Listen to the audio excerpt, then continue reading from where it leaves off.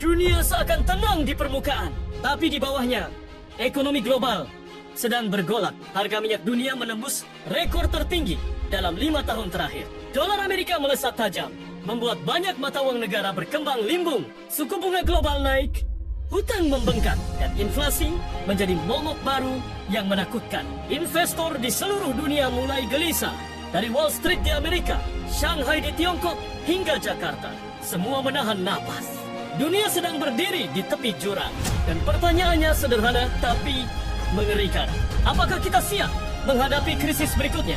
Atau akan kaget seperti dulu?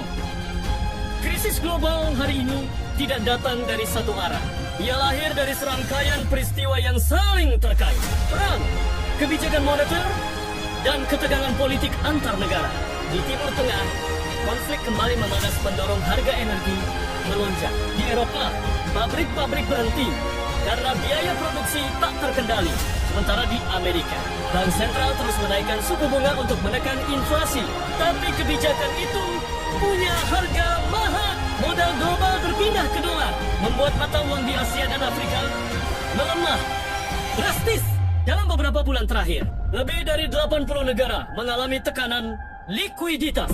Beberapa bahkan tak mampu membayar utang mereka ke IMF. Dunia kembali berbicara tentang dua kata yang kita semua takutkan: krisis global. Di tengah pusaran ini, Indonesia tampak tenang. Pertumbuhan ekonomi masih di atas 5%. Inflasi relatif terkendali. Dan cadangan devisa masih kuat. Tapi di balik ketenangan itu, ada tekanan yang pelan-pelan mulai terasa. Rupiah menembus level psikologis terhadap dolar. Harga pangan mulai naik beras, minyak goreng, bahkan telur. Dan di pasar keuangan, investor asing mulai menarik dana mereka keluar. Di sisi lain, sementara belanja untuk subsidi energi terus membesar karena harga minyak dunia tak kunjung turun. Rakyat kecil mulai bertanya, kenapa harga semua barang naik, tapi pendapatan tetap segitu-gitu aja? Dalam setiap krisis ekonomi, ada 3 faktor utama yang menentukan ketahanan sebuah negara: likuiditas, produksi, dan ketergantungan. Pertama, likuiditas. Apakah negara punya cukup cadangan untuk menahan guncangan? Kedua, produksi. Seberapa kuat industri dalam negeri menopang kebutuhan sendiri? Dan ketiga, ketergantungan. Apakah kita terlalu bergantung pada impor? Indonesia masih bergantung pada impor pangan dan energi. Jika dolar naik, otomatis harga bahan bakar dan pangan ikut melonjak. Dan efeknya langsung terasa ke dapur rumah tangga.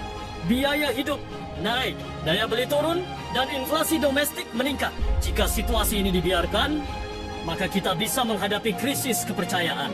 Ketika masyarakat mulai kehilangan keyakinan terhadap ekonomi nasional, pemerintah tentu tidak diam. Di bawah kepemimpinan Presiden Prabowo Subianto, arah kebijakan ekonomi mulai berubah.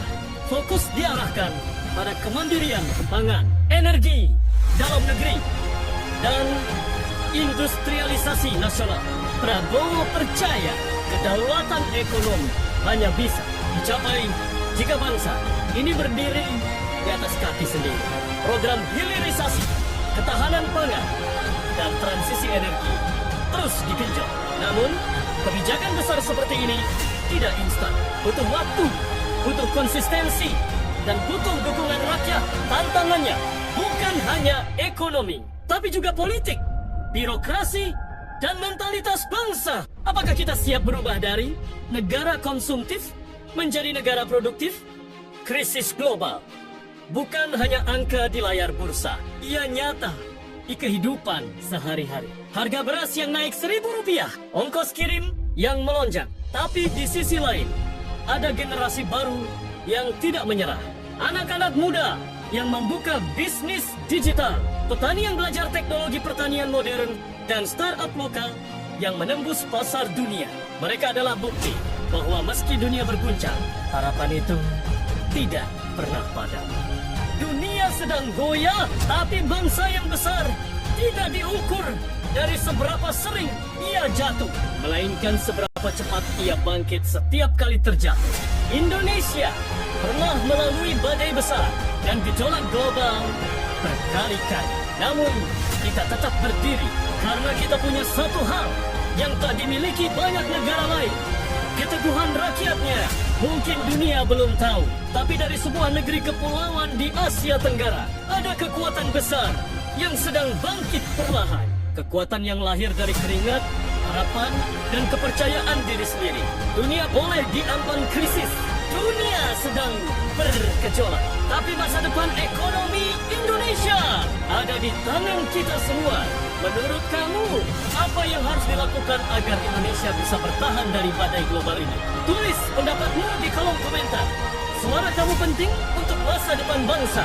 Jangan lupa subscribe dan nyalakan loncengnya supaya kamu nggak ketinggalan